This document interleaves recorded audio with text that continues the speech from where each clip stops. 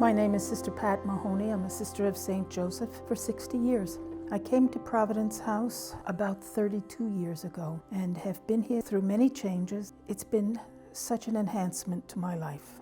I wasn't part of the very beginning, but as so many meaningful things happen through the efforts of a charismatic person. And our charismatic leader was Sister Elaine Roulet. She was not a theologian or a scripture scholar or a psychologist, but she knew gospel at its radical core. And everybody mattered, and mattered at a higher level than they had experienced in prison. That message was communicated to us constantly, that this is why we're here. You know, to let you know you're important, to let you know you can do. You know, you're not defined by whatever got you in prison in the first place. You have a future.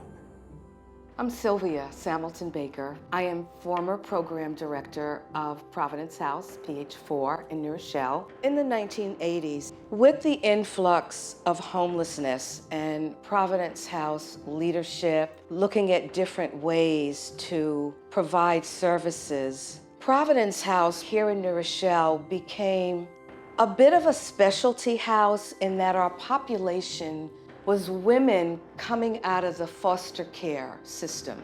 So we were in a unique position to really look at a trauma-informed model. And not only to train the residence managers and the staff in each house, but the entire organization. And that is what is unique about Providence House, that everybody is trained in this model of trauma-informed care. And so we're all speaking a similar language.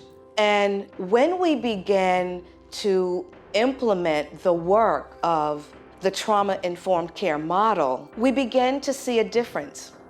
My name is Nicole Johnson. I've worked at Providence House since April 2019, so I've been here for 3 years. I am the program supervisor at Supportive Housing. Supportive Housing came out of a solution to end the homeless crisis from the 1970s.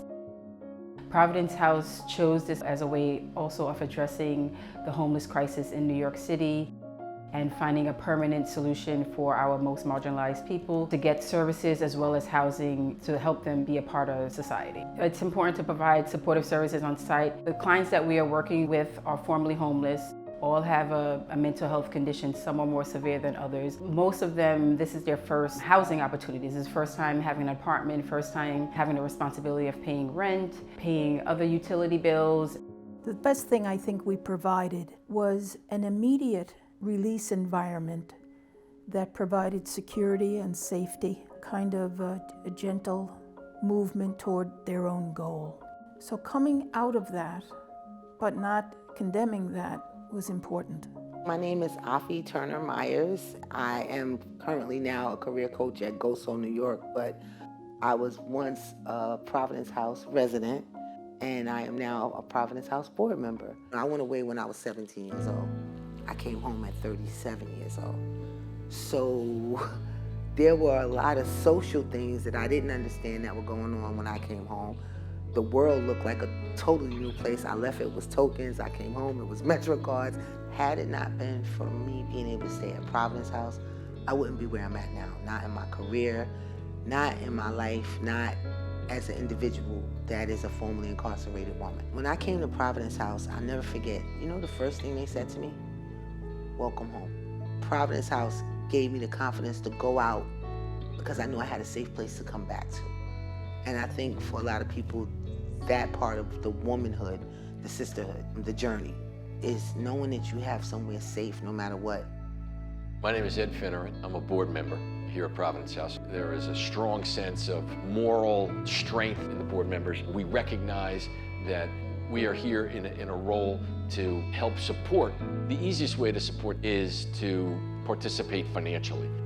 That would be number one. Number two would be to participate as a volunteer, as a potential board member, as someone who can help tell our story.